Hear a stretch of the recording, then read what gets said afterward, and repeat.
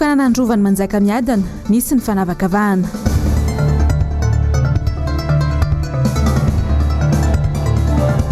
Fanakatonana orinasa malagasy amin'ny totongana ny sandam-bola ariary hoy Jean-Jacques Ratsetsan.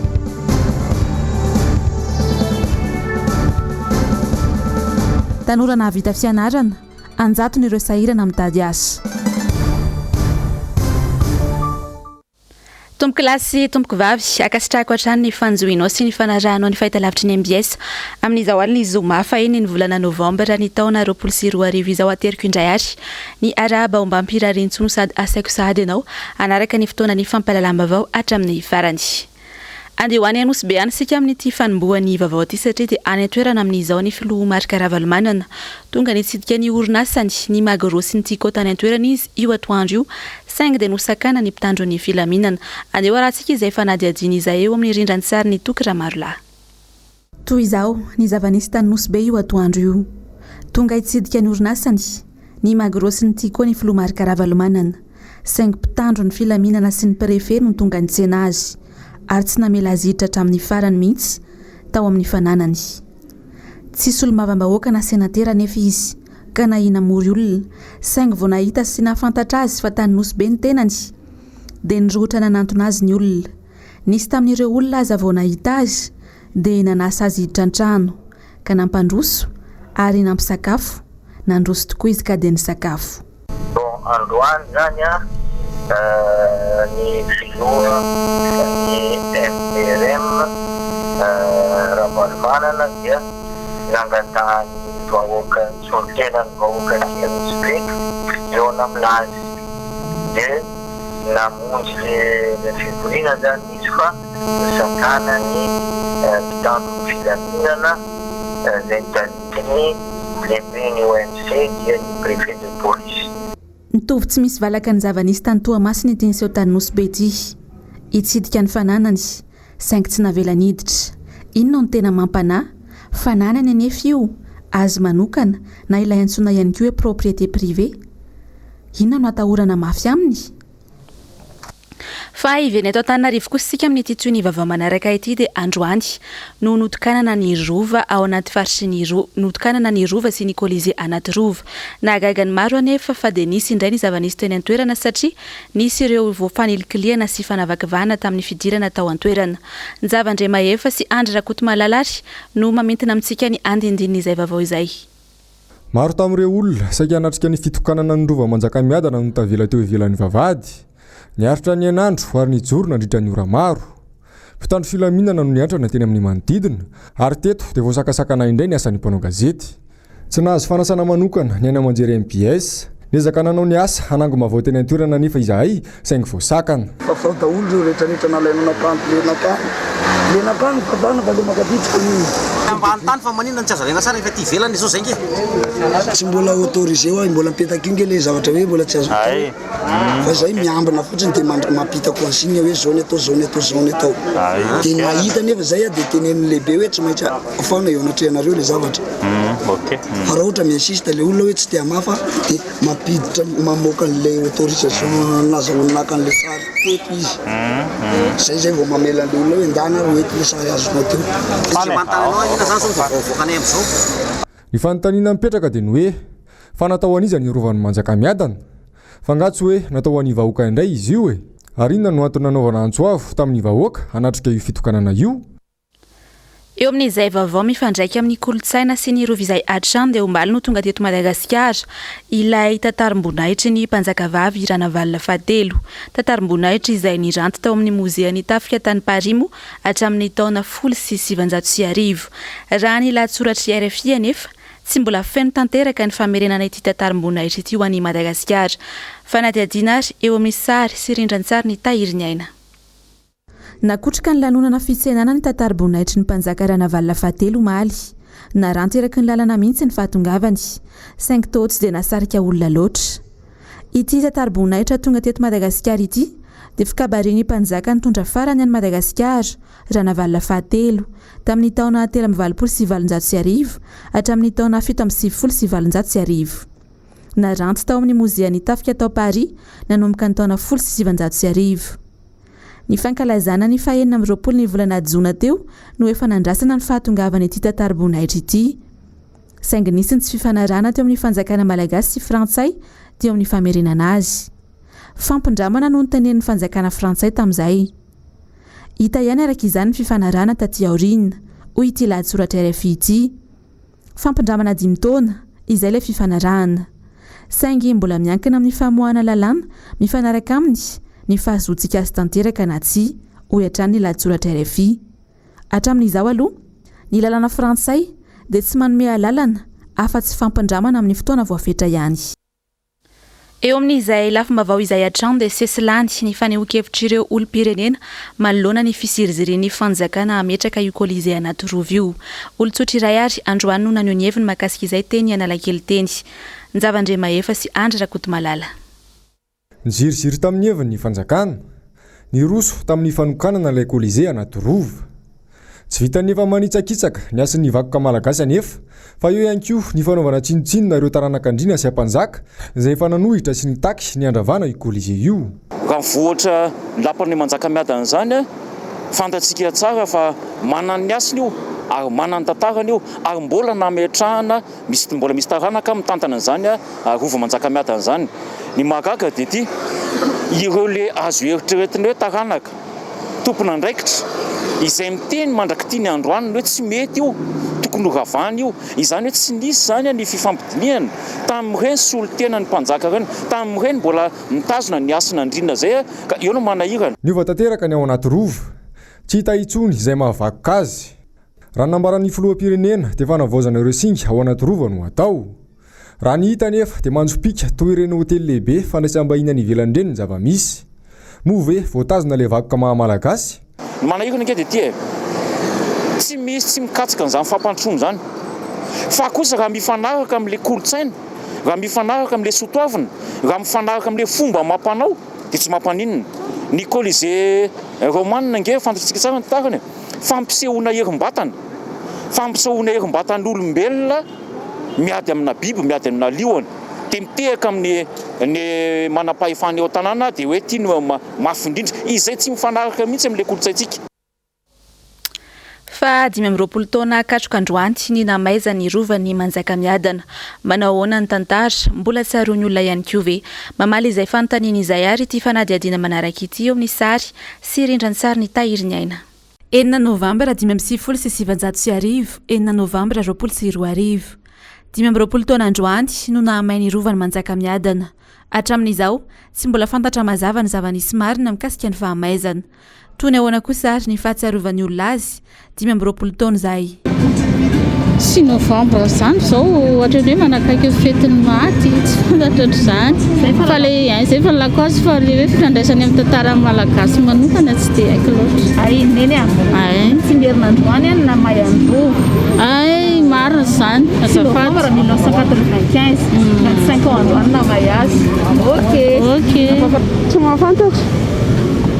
Tena tsy mahafantatra mihitsy. Dia ny 6 Novambra nitsingerinandroany na may andro. Tao ta 1995 mbola le may manjakamiadana dia nitsingerinandroany na may azy 25 ans androany zay.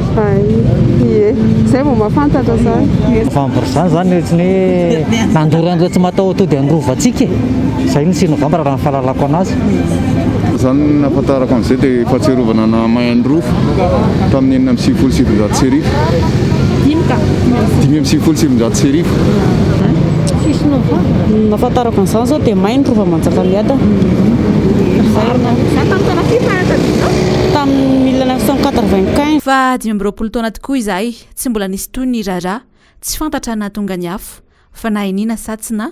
Nisy olona nandoro hazo ve teny nandisinany hoe ahoana ny sin'ny hafa avy any antsinanana.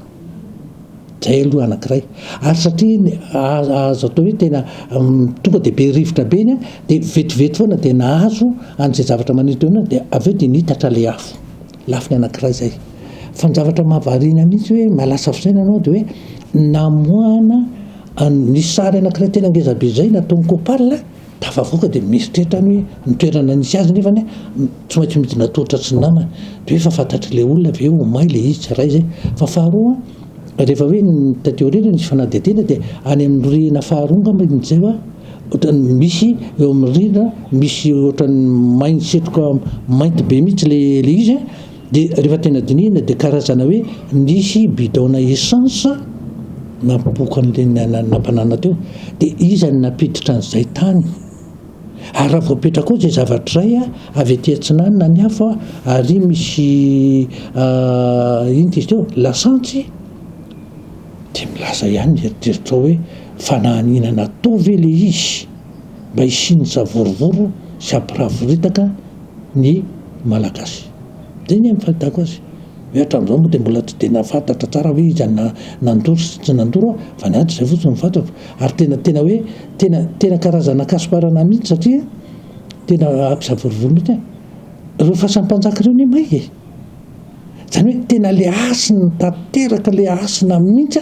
ny tena ny ravana zay ny tena hitako hoe zay ny tanjon'le olona nanana sainy ratsy andorony araka ny falazaiko ihany moa le hoe rehefa vao maraina be dia niakatra tena dia ny zavatra tena hita koa fa ho azantsika hatreo ny vaovao mahakasika ny rova fa eo amin'ny vaovaony sosialy kosa indray dia tsapasita ankehitriny fa tena efa miatraika anaty vilany malagasy arabaka teny mihitsy ny krizy navelany covid-19 raha ny fanadihadiana natao androany dia miaina anaty fahasahiranana lalina ny vahoaka malagasy asin'andria malala sy manorandria malala ary no nanao ny fanadihadiana amintsika tsy misy tsy mikakaiky amin'ny amafon'ny fiainana ny rehetra tsy voafeny fanjakana matsy ny fisondrotry ny vidim-piainana ka miatraka marary any amin'ny vahoaka eny fa na ny sakafo ho an'ny vahoaka azy dia voaterina inaty satry noho ny amafon'ny fiainana ny entana zao mba miakatra be nefa mividiny efa tsy dia salafo satria efa zatra mividiny le teo aloha ny olona koa sahirana ny olona tena mampiasa sisa no mividy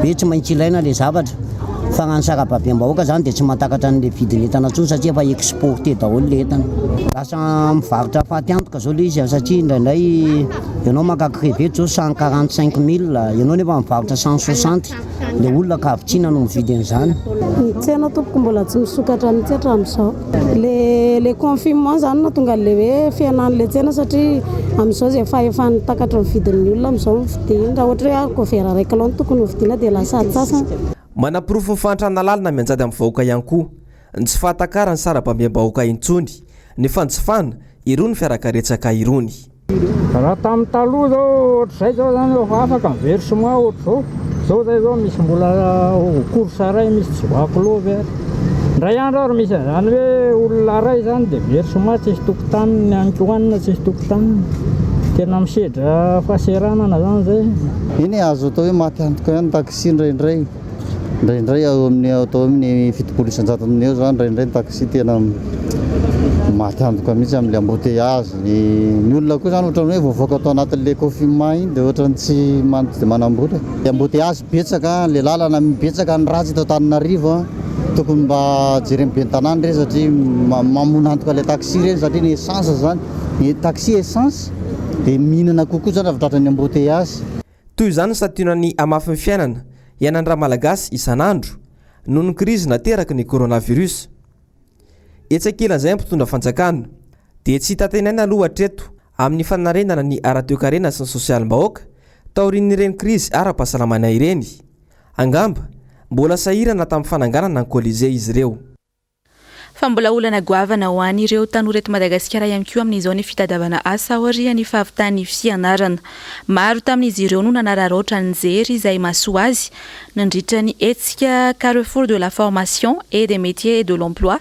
teny amin'ny Alliance française Novambra androany mialy rarinombana sy Mathieu Princy mitovy avokoa ny olan'ireo tanora malagasy nahavita fianarana saika sahirana amin'ny fahitana asa mifandraika amin'ny seha-pianarana nataony akabeazan'izy ireo tanoran-jatony maro no manana diplôma kanefa tsy mahita asa sy toa mivenjivenjy fotsiny ankoatra ireo olona very asa vokatry ny fanakatonan'ny fitondram-panjakana orinasa malagasy teto amin'ny firenena misy amin'ireo tanora ihany koa no sahirana misafidy ny lalam-piofanana ho atao aorian'ny fanadinana bakalorea noho ny tahotra ny tsy ahita asa mifandraika amin'ny fianarana noratovina mila manao zavatra kely ianao aloha zay vao mahita le tena asa mety le paramédicaux mety be aminao mihitsy safy be le raha nohy zavatra hafa ianao dia zay ny antony mitadiavana asa aloha sarotra mitady asa eto Madagasikara. Sarotra ihany aloha satria hitanao amin'izao hoe tanora presque tanora mbola mpianatra daholo hoe zao dia ny olana tsy mifandraiky amin'le diplôma aloha zany le asa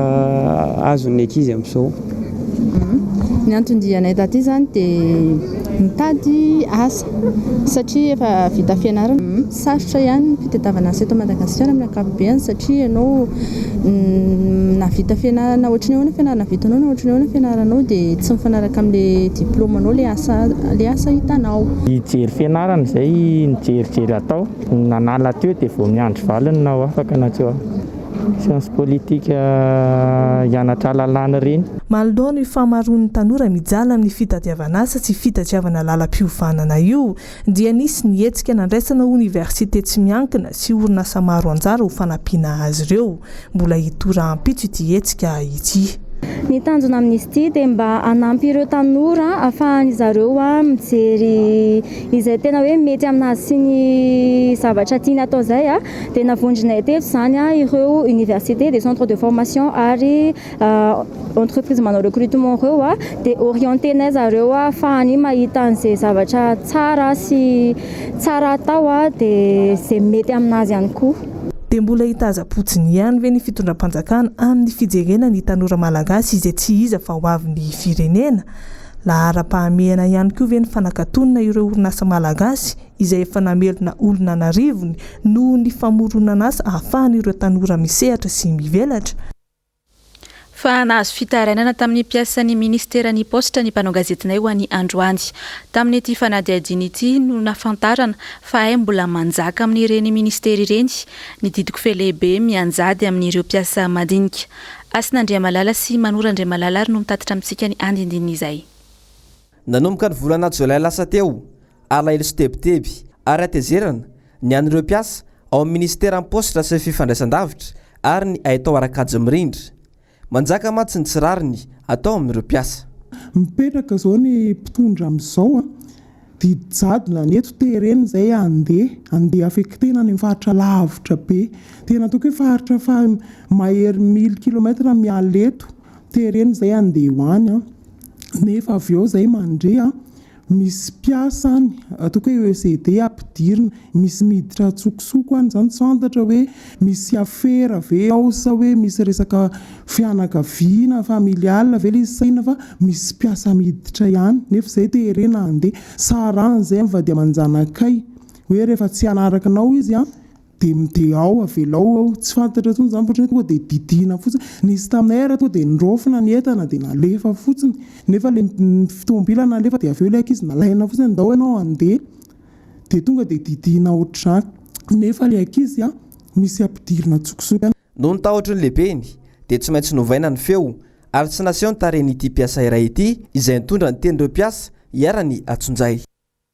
Fa manoloana ihany koa ny forongatry ny fanolorana mitranga eto Madagasikara amin'izao dia nanantona pahalalana momba ny saina na psikologa anankiray ny mpanao gazetinay ho an'ny androany nitondran'ireo manam-pahaizana fanazavana ny mety antony mahatonga ity tranga mampalahelo ity. Asin'Andriamalala sy Manoran'Andriamalala trany. Trangam-piarahamonina mampiorokoditra zary faren'ny sofina isan'andro tatoato ny tranga fanolanana. Saika ireo ankizy kely latsaky ny 12 taona avokoa matsy no iaran'izany. Ny fandraisana zava-mahadomelina toy ny toka sy ny rongony no tena anisan'ny antony mampirongatra izany hoy ireo mpahay momba ny saina. Ankoatr'izay dia tsy ampy ihany koa ny fifampiresahana eo amin'ny ray aman-dreny sy ny zanaka ary indrindra ny fanabeazana. Tsy ampy ny fanabeazana satria kely ny sazy azo amin'ireny fanolanana ireny. Tiako taneny hoe matetika ny antsika mbola hoe raha tratra ny fanolanana dia aleo ampanambadiana fa mamenatra ny fiarahamonina. Izany hoe kely izany ny sazy azon'ilay manao azy dia mahatonga hoe tsy tsy manaka anazy anao zay tiany atao. Misy koa raha mola hoe fifandaminana anatin'ny fianakaviana satria matetika ao anatin'ny fianakaviana misy an'izay hoe fanolana an'izay dadatoa, raitapo, zanaky ny piraitapo azonareo dia hoe mamenatra ny fiarahamonina, le fiarahamonina le mason'ny fiarahamonina zany mbola manandanja koa dia ohatrany hoe koboana ao anatin'ny fiarahamonina, koboana ao anatin'le fianakaviana dia kely le sazy. Zany hoe rehefa mbola kely ny sazy, mbola kely ny fampianarana ao anatin'izay koa hoe misy personnalité an'ilay agresseur, mety ohatra hoe pervers izy, mety ohatra hoe psychopathe izy, zany hoe tsy mandray atanana ny maha-olona an'ilay anankiray fa izay filahany fotsiny no ilainy. Raha nambaran'ny mpahay momba saina atrany dia tsy tokony hisy fanavahana ny fanabeazana ho an'ny ankizy na lahy io na vavy manomboka eo amin'ny fahadimy taonany. Eo amin'ny vaovao pejy ny toe-karena kosa indray dia tsy mitsaha-miakatra ny vidim-piainana amin'ny andavanandro ny mponina ankehitriny. Tsy fantatry ny fanjakana loatra ny mametraka ny tena hoe laharam-pahameny eto amintsika. Androany ary dia mpanao-pahay toe-karena iray no nitondra ny heviny mikasika izany dia ny Antaninarenina teny ny Zavandre Mahefa sy Andry Rakotomalala. Mitotongana izay tsy izy nisy andamola malagasy ankehitriny miakatra manaraka izay ihany koa ny vidim-piainana eto Madagasikara. Nanampitrotraka ny krizin'ny Covid-19 izay nampikakaiky ny maro. Tao anatin'izay anefa dia mbola vitan'ny fanjakana ihany no nanakatona ireo orinasa malagasy mamelona vahoaka maro. Ny tontolon'ny fandraharana anefa no miantoka betsaka amin'ny fampandrosoana ny toe-karena eto Madagasikara. Tsy tsapan'ny fanjakana anefa izany fa tao vao may ampiletika izany no tanjony. Tsy tokony ny orinasa gasy no enjehana fa tokony ampiana azy. Satria rehefa mahazo fahefany vidiny ny malagasy meko foana le ohatra fanomezako hoe raha afaka mihinana yaourt roa isan'andro ny malagasy 20 tapitrisa dia mila 40 millions sika pot de yaourt isan'andro. Raha mpitombona 30 zay mila 1 milliard 200 millions pot de yaourt isam-bolana. Na tiko folo raha tsy mahavita an'izany ka monina ny tiko amin'izay fotoana izao no hidina fa allo izy sokatra dia mila ampiana ary izy ampiakatra production. Tsy fantatry ny mpitondra ny tena laharam-pahamehana eto amin'ny firenena. Tomirona mankany amin'ny fotodrafitrasa izay tsy misy fiantraikany loatra amin'ny vahoaka ny fitondrana. Tsisy dikany zany projet présidentiel zany tsisy fiantraikany eny amin'ny fiainam-bahoaka raha vao tsy asa manome karama mahavelom-bady aman-janaka sy maharon'ny fototra ny maha-olona no hita ao amin'ilay izy. Eo amin'izay lafim-baovao ny sosialim-bahoaka izay hatrano dia tsy laharam-pahamehana ho an'ny fitondrana mihitsy aloha hatramin'izao. Izay sosialim-bahoaka izay betsaka nefa no mitaraina fa tsy manakatokona intsony. Ny lanonana samihafa nefa dia mandeha ihany sy ankilany ho an'ny fitondram-panjakana izay andaniana vola be izay tsy mazava ny fitsinjarana izany. Niverenan'ireo mpamakafaka politika ao anatin'ny fandaharana resao aloha ary ny zavan-tranga nandritra ny fotoana ny tetezamita. Ravorazafy maherina sy toky Ramarolano mamentana amintsika ny andindinin'izay. Fihetsikirana netra ny mpanara-baovao ny fanagadrana olona ny sisisy tatoaty eto amin'ny firenena. Mpanao gazety sy olona mpanohitra ny fitondrana io retena voakasika tamin'izany. Tsy izay ihany, toy ny efa fahazaran'izao fitondrana izao ihany koa ny miseho fahita lavitra. Tsy araka ny mpanantenany vava nefa ny zava-misy.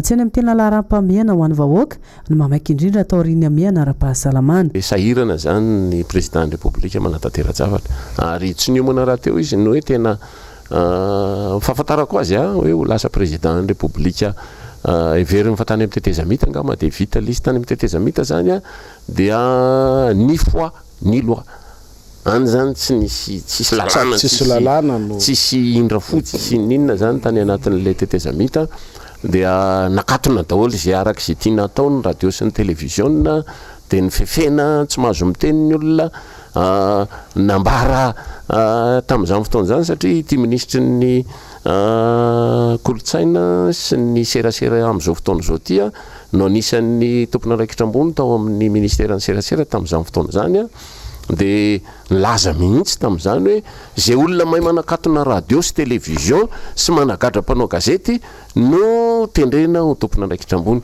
Dia tena manatanteraka tokoa izy amin'izao. Alaim-panahy mihitsy teny hoe mbola ao anaty tetezamita ve tsika ity satria dia mbola izany zavatra resahantsika izany no mitranga amin'izao fotoana izao raha tsy resaka tsika ny tale général ny ORTM teo aloha Joara Voajanahary raha tsy resaka tsika ny zokobe Roly Mercian dia toa alaim-panahy mieritreritra ny amin'ny hoe mbola ao anaty tetezamita ve tsika ity nefa efa nandalo fifidianana izay ny fanekeny rehetra njenjany. Eo amin'ny vaovao ny finoana kosa indray dia karakara hesika fampianarana baiboly ny avy eo anivon'ny 3e na ny mpitandrina mpanompo ary mpitoroteny fianarana baiboly izay azo hatreny rehetra. Fa nampanazavana makasika izay eo amin'ny sary sy rindran-tsary ny tahiry ny aina. Ny fahavalo amby roapolo ny volana novambra izao no tanteraina ny hetsika andiany voalohany amin'ny ilay mpitoroteny miray ho an'ny filazantsary. Fampianarana baiboly no atao amin'ny fotoana io ka afaka manatrika azy avokoa ny olona izay manana fahafahana. Fiangonana sy fikambanana kristiana samihafa no miara-misalaha amin'ny fampianarana. Terence angamba ny tenenana anazy tsaratsara kokoa misy fotoam-pidirana moa ny anokafana anazy fa avy eo ihany koa misy fampianarana mitohy fampianarana anakenina izay samy andeha hoe amelatra endrika samihafa amin'ilay fanatanterahana an'ilay iraka lehibe izay napetraky ny tompo any amin'ny hoe fitorinan'ny filazantsara ny Jesosy Kristy moa izany. Dia anaovana an'ilay izy manomboka maraina amin'ny valo moa izany dia ny olona rehetra moa izay linany amin'izany hoe fitorinan'ny filazantsara izay dia afaka manatrika avokoa. Ivadika eo amin'ny vaovao maresaka iraisam-pirenena kosa isika amin'ny toy ny vaovao manaraka eto dia ny vaovao any Etazonia aloha izay mbola mitana ny sainy mpanara-baovao amin'izao fotoana izao dia tsy mbola fantatra hatreto izay ivoaka ho mpandresy ho filoham-pirenena. Mitarika hatrany kosa amin'ny isam-bato ny candidat démocrate i Joe Biden ny fanampanazavana ary tanteriny Ravirazafy Mahenina sy Tahiry Niaina. Hatramin'ny atoandro teo 420 ny isam-bato ny Joe Biden raha 420 ny an'ny candidat républicain Donald Trump nitarika ato Florida sy Texas ity farany raha ny vaovao navoaka ny RFI mitarika ao Arizona i Joe Biden saingy nilaza ny hainao manjery Amerikana maromaro fa aloloatra izany filazana izany. Ny ao Arizona raha ny tantara dia républicain hatramin'izay toy ny ao Wisconsin sy Michigan. Andrasana kosa ny foka-pifidianana ao Pennsylvanie sy Nevada. Miasandro manala ireo mpanisa vato ny ao Philadelphie tokony tamin'ny telora tany atoerana nilaza ny tompony andraikitra vavady miala isa amin'ireo bileta entina alina sy telo etsy voaraino mbola kirakiraina. Ny antso ny mpifidy aharitra amin'ny voka-pifidianana araka izany ny tenany. Raha ny zava-misy amin'izay mitarika eo amin'ny Philadelphie no mivoaka mpandresy ao no misy ireo mpifidy vaventy 20 isa. No taotry ny oretsy kosa ve nampiakatry ny raharaha ny anivon'ny fitsarana avy ny filoha Donald Trump anajanonana ny fanisam-bato. Raha tsivona ny alaka misy teo no nanao fanambarana ity farany fa hivoaka mpandresy. Fanambarana izay tsy nalefa nireo hainao manjery sasantsasany noho izany tsy voaporofo. Eo amin'izay vaovao maresaka iraisam-pirenena izay hatrany raha mbola any Etazonia ny mason'izao tontolo izao dia manany tombony tranga ny Covid-19 ao Europa kosa ny fivondronam-be iraisam-pirenena ho an'ny fahasalamana. Ravirazafy Mahenina sy Tahiry Niaina hatrany. Tafaikitra 12 tapitrisa anisan'ireo olona marary ny Covid-19 ao Europa hatramin'ny androany raha telo etsy ireo namony ainy. Ho mafy ny herinandro manaraka hono teo anivon'ny OMS noho ny fitombon'ny tranga.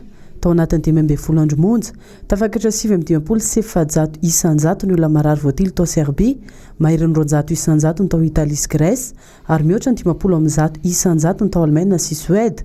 Eo alohan'ny Amerika Latiny ny Europa amin'izao amin'ny fahamaroan'ny trangana Covid-19 tsy voafatra mazava hatreto nahatonga izany.